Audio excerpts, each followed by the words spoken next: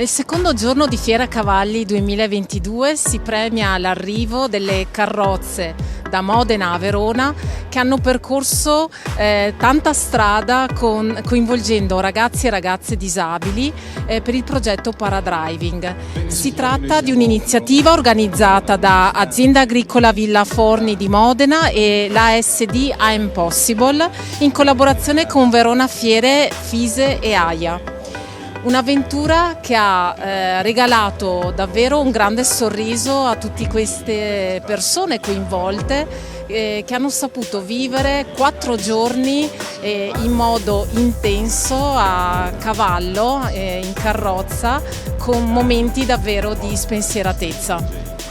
La cosa chiave di questa questione è che tu prendi una persona che è abituata a una vita generalmente monotona, chiusa, su spazi limitati, ancora a fare un'esperienza che neanche voi avete fatto, neanche tu che mi stai intervistando. Non l'hai mai fatta di stare una giornata in strada col cavallo, con la carrozza, e loro vivono in diretta questa esperienza in mezzo alla natura, perché le strade che si scelgono sono particolari, non sono, insomma, meno trafficate possibili, e vivono questa giornata. Poi a mezzogiorno si fermano, fanno il picnic, staccano i cavalli, riattaccano i cavalli e tutto quello che ci va dietro. Quindi è una cosa che è veramente, solo chi la vive può capire quanto importante è.